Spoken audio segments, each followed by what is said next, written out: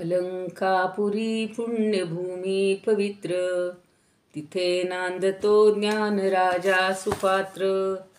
तया आठवीता महापुण्यराशी, नमस्कार साष्टांग श्री ज्ञानेश्वरासी.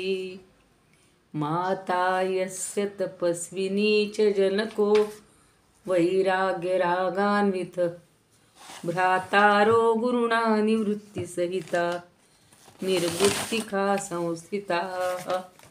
इत्थं साधु कृपान्वितं स्वयमहो ज्ञानामृतेनावृतं.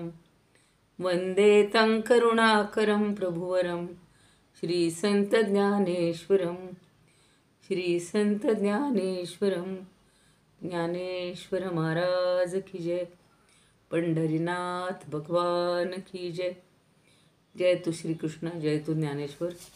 सर्व श्रोत्यांना आणि ज्ञानेश्वरी भक्तांना सादर वंदन. आज 9 डिसेंबर, परवा दिवशी आहे गीता जयंती. काही आपण नियोजन करायचं असेल तर शेवटची 5 मिनटं बोलूयात. आता हे दान पसावोपर्यंत आपण आलेले आहोत. आणि निवृत्तीनाथांनी 1801 ओवीमध्ये सांगितले की तू जी ही विश्व प्रार्थना केलीस ती तुझ्या शुद्ध अंतःकरणात सदैव वास्तव्य करणाऱ्या सगळ्या विश्वकल्याणाच्या भावना तुझ्या प्रगट केल्यास त्या सगळ्या पूर्ण होतील. हा होईल दान पसाव आणि येणेवरे ज्ञानदेव सुखे. एकदा तुझ्या मनातली सगळी इच्छा पूर्ण होईल म्हटल्यानंतर आपल्याला आनंदच होतो की नाही. तसंच ज्ञानदेवांना झालेलं आहे की ह्या वाग्यज्ञानं हा विश्वेश्वर जो आहे, विश्वात्मक परमेश्वर आहे, त्यांना आशीर्वाद देताना म्हटलेलं आहे की हा होईल दान पसावो. हा जो दान पसायदान मागितलेलं आहेस हे सगळं पूर्ण होईल. तुझ्या भावना, तुझ्या इच्छा या सगळ्या पूर्ण होतील आणि येणेवरे ज्ञानदेव सुखिया झाला. आणि या वरामुळं, या दान पसायदान मिळाल्यामुळं ज्ञानदेव अतिशय सुखी झाले. पण सुख म्हणजे हे भौतिक सुख होतं का? नाही. हे विश्वकल्याणासाठी मागितलेलं आध्यात्मिक आत्मिक सुख होतं, पारमार्थिक सुख होतं. आणि ते कधीही न संपणार होतं, कधीही ते न ढळणार होतं, अव्यय होतं. म्हणून या ओवीवर खूप जणांनी खूप काही बोललेलं आहे की विश्वेश्वर अर्थातच निवृत्तीनाथ हे बोलत आहेत, विश्वेश्वर बोलत आहेत की ज्ञानदेवा, अमृत भारल्या अक्षरांमधून तू गीतार्थ प्रगट करताना तू जे शाश्वत तत्त्वज्ञान मांडलंस, श्रोत्यांशी थेट संवाद साधलास, गुरुमाऊलीला वारंवार वंदन करीत तू जो गीतेचा भावार्थ सांगितलास, स्वतः विश्वेश्वर म्हणतायत त्याला, ती तुझी ही भावार्थ दीपिका या विश्वात अमर होईल. तुझी ही शांती कथा प्रत्येकाला मानसिक आणि आध्यात्मिक शांतीचा अपूर्व अनुभव देईल. संपूर्ण विश्वातला हा पहिला वाग्यज्ञ आहे की तो अत्यंत यशस्वी केलायस. आजपर्यंत आपण सगळे यज्ञ पाहिले असतील, अगदी विश्वशांती यज्ञसुद्धा आम्ही पाहिलेलं आहे. गणेशाग, सोमयाग, सगळे याग आपल्याला माहिती आहेत. पण हा म्हणजे वाणीचा यज्ञ हा पहिलाच आहे आणि तो यशस्वी झालेला आहे. त्यामुळं तुझी ही शांती कथा प्रत्येकाला मानसिक आणि आध्यात्मिक शांतीचा अपूर्व अनुभव देईल. संपूर्ण विश्वातला हा पहिला वाग्यज्ञ आहे किंवा पहिला वाणीचा यज्ञ आहे आणि तो तू यशस्वी केला आहे, असं स्वतः भगवंतांनी त्याला सांगितलेलं. संपूर्ण विश्वासाठी प्रार्थना स्तोत्र तू म्हटलंस. तुला काय हवंय ते तू माग, तुझ्या सर्व इच्छा मी पूर्ण करीन. तर ज्ञानदेवांनी विश्वात्मक परमेश्वराला साष्टांग नमस्कार घातला आणि म्हटलं, देवा, मी तर जन्मतृप्तच आहे, जन्मताच मी तृप्त आहे. मला तुझी फक्त अत्यंत कृपा हवी. ज्ञानदेव आपल्या आसनावरून उठले, उभे राहिले, सर्व श्रोत्यांना वंदन केलं आणि सद्गुरूंपाशी आलेले आहेत. सद्गुरू निवृत्तीनाथांना साष्टांग नमस्कार घातला. त्यांचं चरण घट्ट पकडलं. आपल्या अश्रूंनी सद्गुरूंचे चरण धुतले. श्री निवृत्तीनाथ आसनावरून उठले. त्यांनी ज्ञानदेवाला गाढ आलिंगन दिलं. त्यांच्या केसामधून प्रेमानं हात फिरवला. पाठीवरून हात फिरवला. निवृत्तीनाथ म्हणाले, ज्ञानोबा, तुझी भावार्थ दीपिका आज पूर्ण झाली. तुझा वाणी यज्ञ सफल झाला. कुरुक्षेत्रावर घुमलेली भगवंताची वाणी तू अवकाशव्यापी केलीस. ती फक्त कुरुक्षेत्रापुरती होती. तू या सगळ्या अवकाशाला भरून राहिलीस तुझी वाणी. आणि तुला मी आज केवढं सत्य सांगतो की या भावार्थ दीपिकेच्या अखंड सहवासात जो राहील, हे वाक्य लक्षात ठेवा, त्याला आयुष्यभर पुरेल एवढी तृप्ती आणि शांती मिळेल. अखंड याच्यामध्येच राहायचं. जो जीव तुझ्या नित्य सहवासात राहील तो आनंद भवनाचा स्वामी होईल. जो जीव तुझ्या अष्टप्रहर नामस्मरणात राहील तो ब्रह्मपद प्रत्यक्ष अनुभवेल. ज्ञानराजा, माझे तुला सदैव आशीर्वाद आहेत. सद्गुरू निवृत्तीनाथांचे आशीर्वाद लाभल्यावर ज्ञानदेवांना केवढी मोठी प्रसन्नता मिळाली होती. केवढं समाधान झालं असेल की आपण जी मागणी केली ती विश्वेश्वरानं मान्य केली. गुरुमुखातून आता ते बोलत आहेत. आता सगळं वातावरण बघा त्यावेळेचं कसं होतं.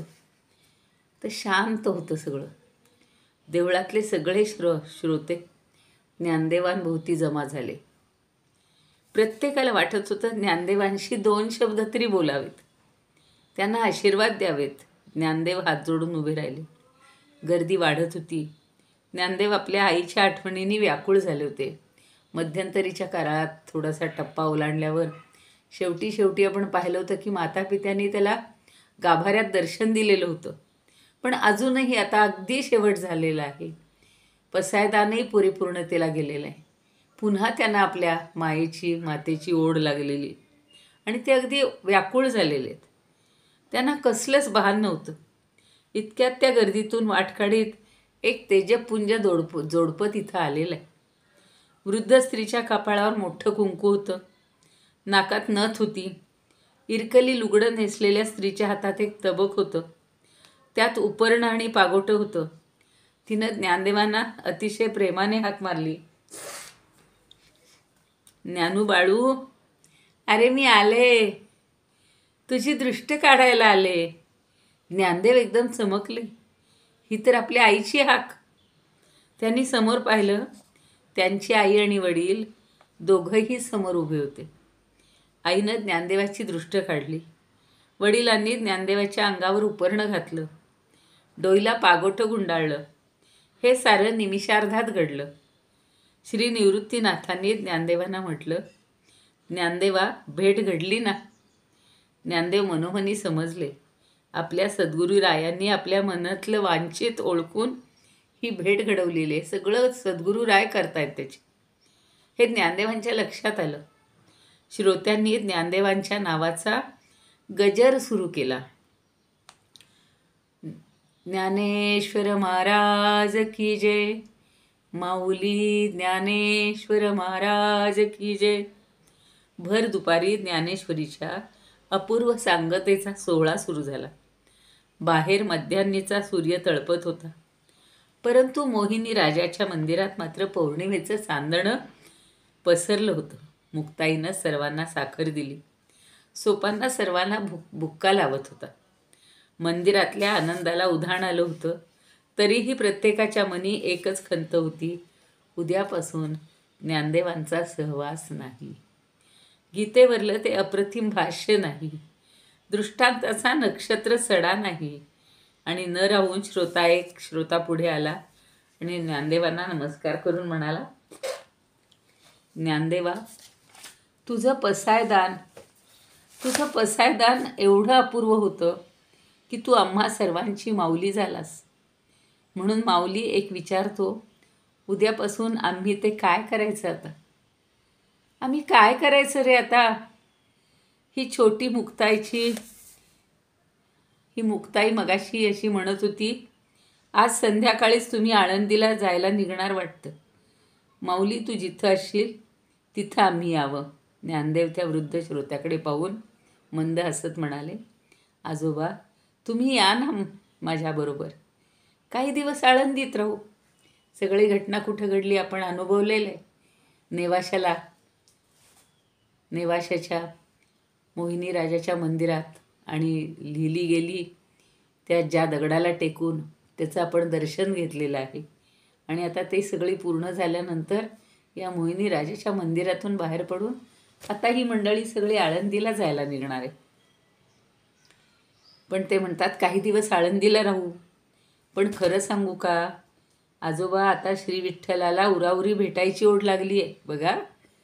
आता त्यांना वेध लागलेत. आता जशी म्हातारी माणसं म्हणतात, बस आता भगवंतापाशी जायचं. हा 21 वर्षाचा पोर, आपलं इति कर्तव्य झालं आहे म्हणून आता त्याला ओढ लागली विठ्ठलाच्या भेटीची. तिथं गेल्यावर सद्गुरू राय जे सांगतील ते मी करणार. तेच माझे आता मायबाप आहेत. ज्ञानदेव बोलत होते. शेजारीच निवृत्तीनाथ उभे होते. त्यांनी ज्ञानोबांचं बोलणं ऐकलं, पण ते काहीच बोलले नाहीत. श्रोते सतत ज्ञानदेवांच्या भोवती घोटाळत होते. काहींच्या डोळ्यांना अश्रूच्या धारा लागल्या होत्या.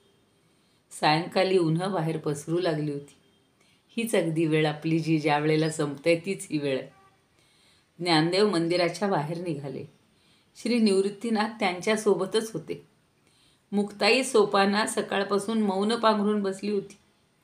ज्ञानदेवाचे गीता भाष्य संपल्यापासून ज्ञानदेव एकटे बसले होते, एकटे झाले होते. याची जाणीव त्या दोघांना झाली. ज्ञानदेवांच्या बोलण्यात एकदा आलं होतं की हे गीता भाष्य संपलं की समाधी घेणार. ते वेध लागलेत. मुक्तेला ते सगळं आठवत होतं म्हणून ती तर काहीच बोलत नव्हती. ज्ञानूदादा आपल्या सहित सर्वांना सोडून जाणार ही कल्पना तिला सहनच होत नव्हती. निवृत्तीनाथांना आपल्या भावंडाच्या मनातली खळबळ समजत होती म्हणून ते काहीच बोलले नाहीत. सूर्यास्ताची किरणं पसरली. सर्वत्र लालीलाल झाली. भावंड मंदिराच्या बाहेर कट्ट्यावर बसली. श्रोते त्यांच्या भोवतीनं उभे राहिले. ज्ञानदेवांच्या मुखातून अभंगाचे कातर स्वर अचानकपणे पाझरू लागले. पडिले दूर देशी मज आठवे मानसी, नको नको हा वियोग कष्ट होता ती जीवासी. दिनू जैसी रजनी मज झाली येवो माये, अवस्था लावूनी गेला अजुनी का नये. गरुड वाहना गंभीरा येई गा दातारा, बापर खुमा देवीवरू श्री विठ्ठला श्री विठ्ठला. सूर्य अस्ताला गेला. हळूहळू अंधाराला पूर येऊ लागला. भोवती जमलेले श्रोते आपापल्या घराकडे परतू लागले. काही मात्र ह्या भावंडांभोवती उभे होते. त्यात सच्चिदानंद बाबा होते ज्यांनी लिखाणाचं काम केलं. सच्चिदानंद बाबांनी आपल्या टपोऱ्या सुंदर अक्षरात लिहिलेली ज्ञानेश्वरी ज्ञानेश्वरांच्या हातात दिली.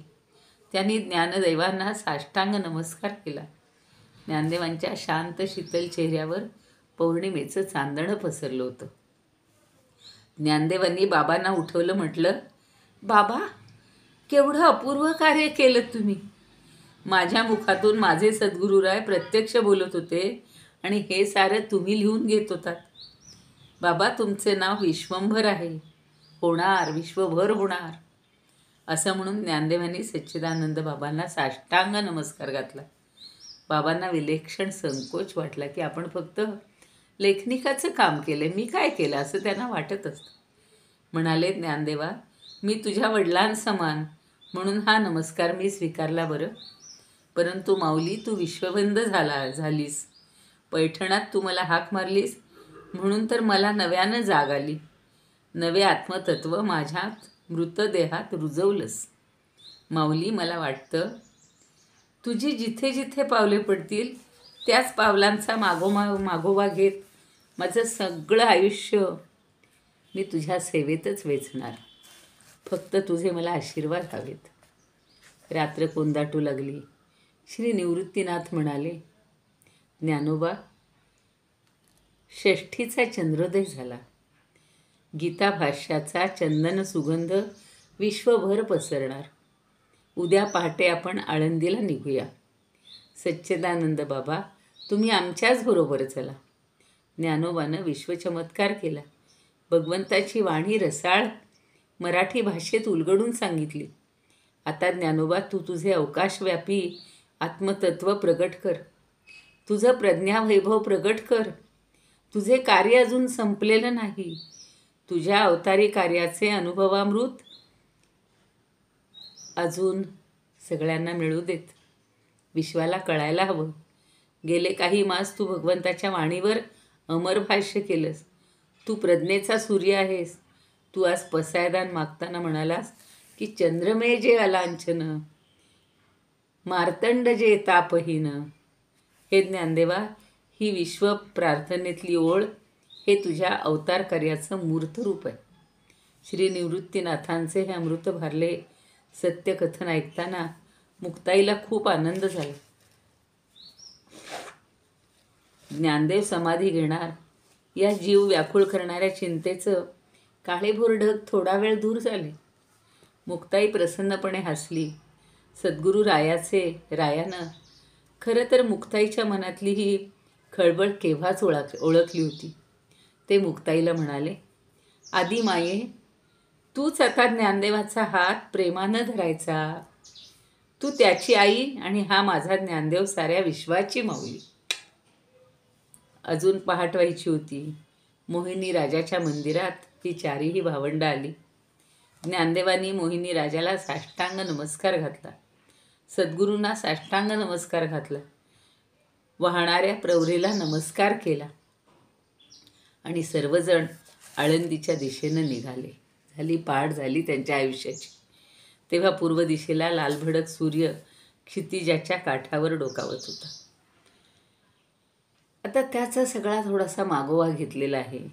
ऐसे युगी परिकळी आणि महाराष्ट्र मंडळी, श्री गोदावरीच्या कुली दक्षिणीली.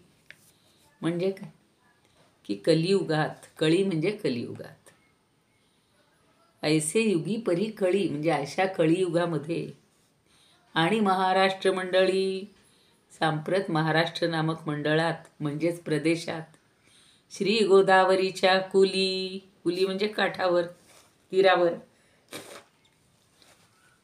गोदावरी नदीच्या तीरावर, दक्षिणीली दक्षिण दिशेला, दक्षिण तीरावर, कुली दक्षिणीली. किती सुंदर रचना आहे बघा.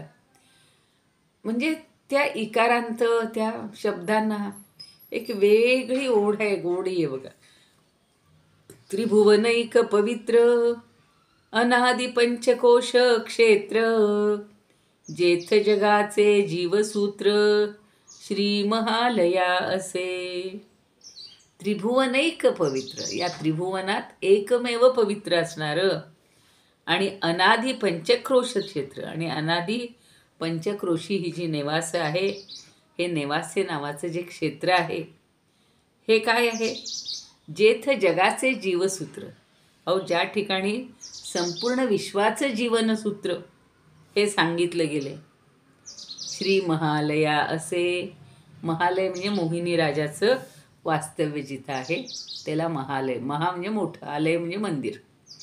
तर हे आहे तेथ यदुवंश विलासू. या ठिकाणी यदुवंशाचा विलास, कीर्ती वाढवणारा किंवा कीर्ती वाढवणारा विलासी राजा, जो सकळ कळा निवासू, जो सगळ्या कलांचं वसतिस्थान आहे, निवासस्थान आहे. न्याया ते पोषी क्षितिषू, आणि न्यायाचा जिथे परिपोष आहे असा हा रामदेव राय यादव राज्य करीत होता. म्हणून पुढे म्हणलेलं आहे श्रीरामचंद्र. आपल्याला रामचंद्र म्हणलं की आपला रामभद्रच आठवतो, पण त्यावेळेला हा रामचंद्र न्याय हे करत होता, राज्य करीत होता. तेथ महेशान्वय संभूते. तिथे महेशान्वय संभूते म्हणजे शंकराच्याच परंपरेत जन्म पावलेले, संभूते म्हणजे निर्माण झालेले. श्री निवृत्तीनाथ सुते, निवृत्तीनाथाच्या सुतानं म्हणजे शिष्यानं. श्री निवृत्तीनाथ सुते केले ज्ञानदेवे गीते. अहो ज्ञानदेवानी ही गीतेवर भाष्य केलं. देशिकार लेणे, अहो हे या इथल्या देशाचं लेणं आहे, देशिकार लेणे. मराठी भाषेमध्ये अप्रतिम झळाळणारा हा गीतेवर जणू काही लेणं चढवलेला, साज चढवलाय, अलंकार चढवलेला आहे, असं छान शेवटी म्हटलेलं आहे बघा. एवं श्री भारताच्या गावी भीष्म नाम प्रसिद्ध परवी. श्रीकृष्णार्जुनी बरवी गोठी जे केली. भीष्म महाभारताच्या गावी म्हणजेच महाभारत रूपी ग्रंथरूपी गावात भीष्म नाम प्रसिद्ध परवी आणि भीष्म नामक प्रसिद्ध पर्वात श्रीकृष्णार्जुनी बरवी आणि श्रीकृष्ण आणि अर्जुनांनी बरवी म्हणजे अत्यंत सुंदर गोठी जे केली. गोठी म्हणजे संवाद, ज्या गोष्टी केल्या, जो संवाद केला, जे उपनिषदांचे सार आपण जे म्हणतो ना, तो श्लोक पुन्हा म्हणूया नंतर. जे उपनिषदांचे सार, जे उपनिषदांचं सार आहे, सर्व शास्त्रांचे माहेर, सर्व शास्त्र ग्रंथांचं हे माहेर आहे. परमहंसी सरोवर से विजय जे, आणि जे परमहंस पदवीला पोहोचलेले आहेत अशा सिद्ध पुरुषांचे विहार करण्याचे हे ठिकाण आहे, सेवन करण्याचं हे ठिकाण आहे. सरोवरात जसे राजहंस येतात, कमळं असतात, वेगवेगळे पक्षी असतात, तसं इथं हे जे आहे सरोवर हे परमहंस पदाला पोहोचलेल्या सिद्ध पुरुषांचं जणू काही विहारस्थळ आहे. तये गीतेचा कलशू संपूर्ण हा अष्टादशू. कलशू म्हणजे कलशाध्याय. हा गीतेचा कलशू जणू काही कळस आहे, म्हणजेच कलशाध्याय.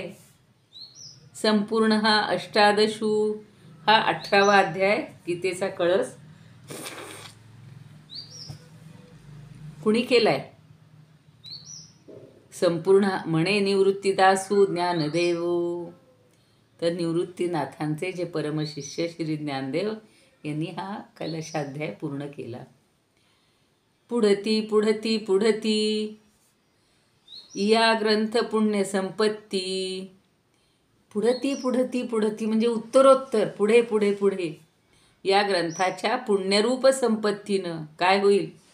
सर्व सुखी सर्वभूती, सर्व प्राणीमात्रांना संपूर्ण सुख म्हणजे शाश्वत सुखाचा लाभ होणार आहे. सर्व सुखी सर्वभूती संपूर्ण होईजे, संपूर्ण त्यांची इच्छा पूर्ण होणार आहे. म्हणजे सगळे प्राणीमात्र या ग्रंथाच्या पूर्ण पुण्य भारल्या ऐश्वर्यानं सर्व प्रकारच्या सुखांनी पुन्हा परिपूर्ण होत.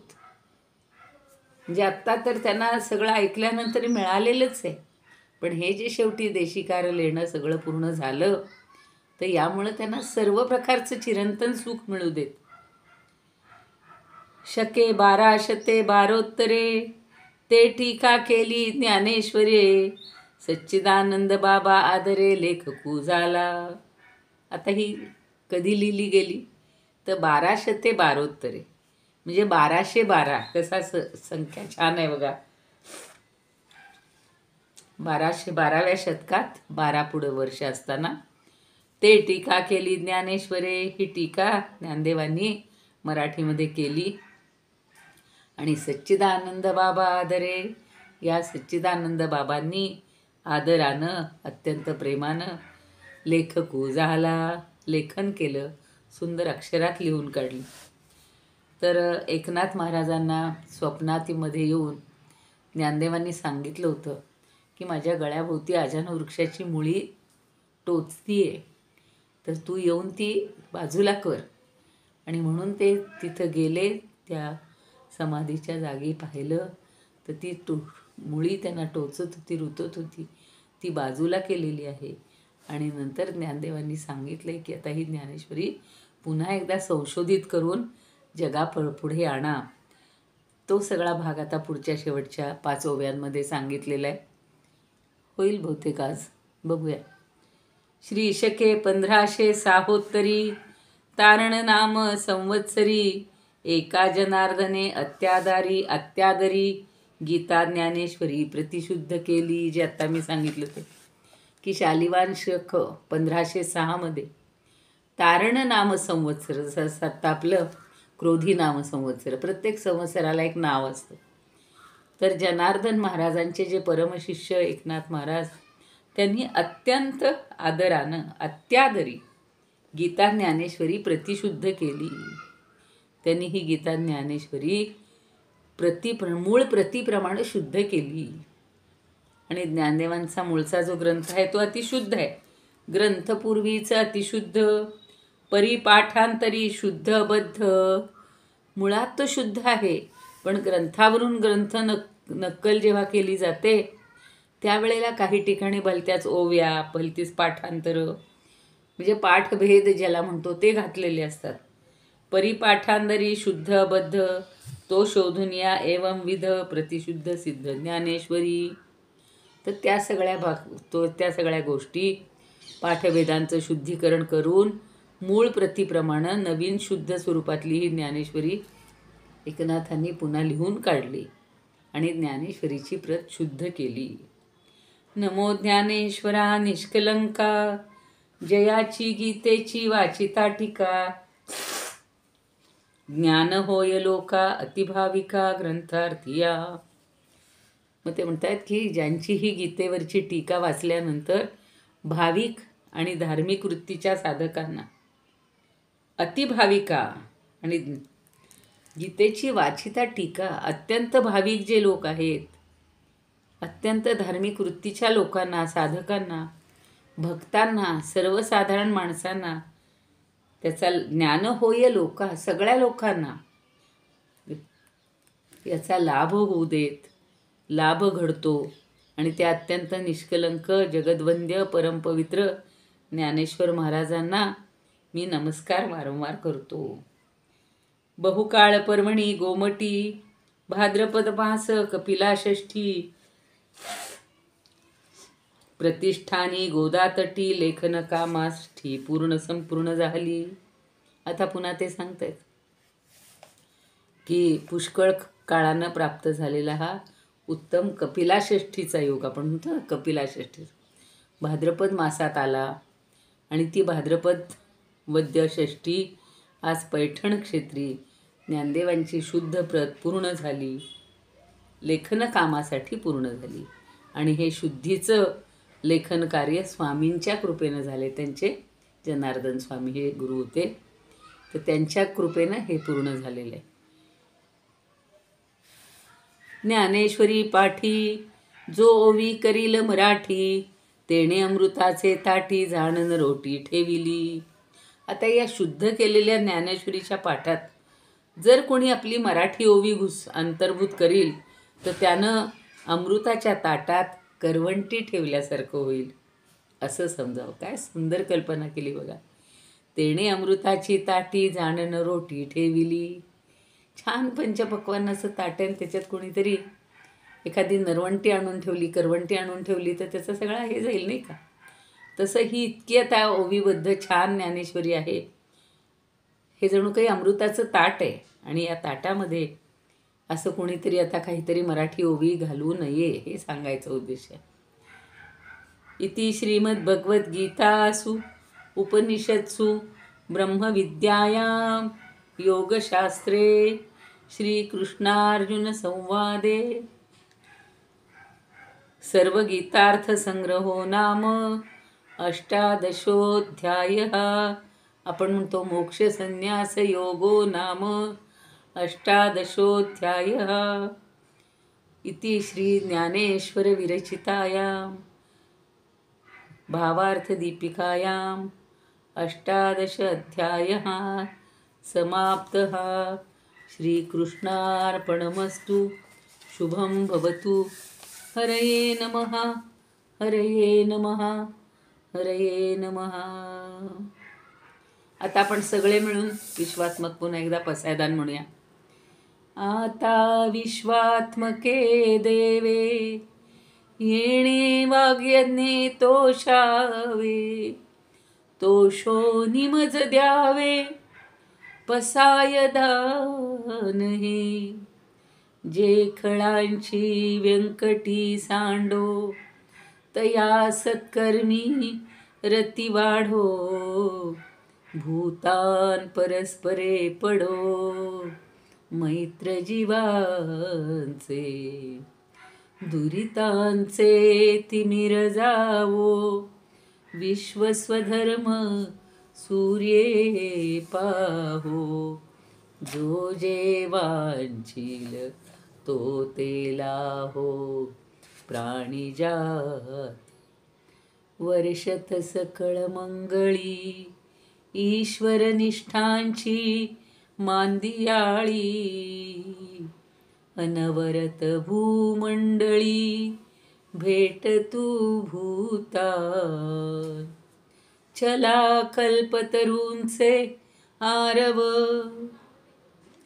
चेतना चिंतामणींचे गाव बोलते जे अर्णव पियुषांचे चंद्रमे जे अलांछन मार्तंड जे तापहीन ते सर्वाही सदा सज्जन सोय रे हो तू किंबहुना सर्वसुखी पूर्ण होऊनी तिही लोकी भजिजो आदिपुरुखी अखंडित आणि ग्रंथोपजीविये विशेषी लोकीये दृष्टादृष्ट विजये हो आवेजी तेथ म्हणे श्री विश्वेश्वराहो हा होईल दान पसावो येणे वरे ज्ञानदेवो सुखिया झाला सुखिया झाला सुखिया झाला. आता स्वरूपानंदांच्या थोड्या उभ्या राहिल्या होत्या. इह परलोक भोगांवरी जय तया प्राप्त होय ऐसे हो तेव्हा श्री विश्वेश सद्गुरु निवृत्ती संतोषोनी चित्ती म्हणे ऐसे दान प्रसाद हा होईल निभ्रांत आता राहे स्वस्थ ज्ञानदेवा करोनी श्रवण ऐसे वरदान ज्ञानदेव पूर्ण सुखी झाला. कलियुगा माझी महाराष्ट्र प्रांती गोदावरी तटी दक्षिणेस अनादि एक त्रिलोकी पवित्र असे पुण्यक्षेत्र पंचक्रोश जेथे जगदंबा महालया राहे. चातक जी आहे जगाचिया तेथे सकळही कलांचे आगर रम्य अलंकार यादवांचा पृथ्वीपती थोर रामदेव राजा पोषितसे प्रजा नीती न्याये तेथे आदिनाथ परपरभूत निवृत्तीचा सूत ज्ञानदेव तेणे गुरु कृपे गीतेवरी आज मराठीचा साज चढविला. श्रीहरी पार्थाचा संवाद जो भला भारती रंगला भीष्म पर्वी असे जो साचार उपनिषद सार शास्त्रांचे माहेर सकळही जया सरोवरी नित्य निरंतर करीती विहार परमहंस तया श्रीगीतेचा कळस बरवा तोची 18वा अध्याय हा पूर्ण झाला ऐसे म्हणे श्रोतयांस निवृत्तीचा दास ज्ञानदेव. आता ग्रंथाची या पुण्यरूप भली संपत्ती आपुली करोनिया चढते वाढते वैभव भोगून सर्व सुखी पूर्ण व्हावे सर्वी. ज्ञानदेवे शके 1212 कित्ता टीका ग्रंथ रचिला हा. सच्चिदानंद बाबा आदरे करोन ग्रंथ हाली होन घेता झाला. मागू तिथास तारण नाम संवत्सरी शके साहोत्तरी पंधराशे. एका जनार्दने गीता ज्ञानेश्वरी केली अत्यादरी प्रतिशुद्ध.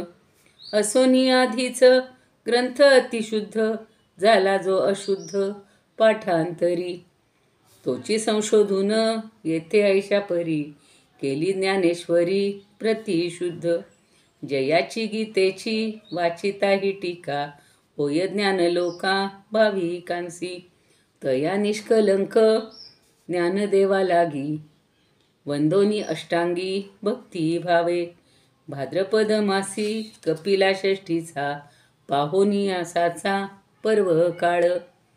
एका जनार्दनी गीता गोदातटी भला ग्रंथ पूर्ण केला पैठणात.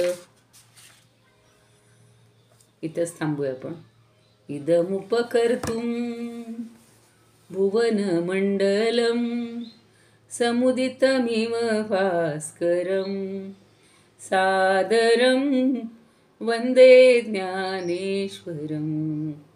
त्रिभुवनमाता भगवद्गीता लोकमंगला लोकविश्रुता लोकहितं संततं ध्यायता.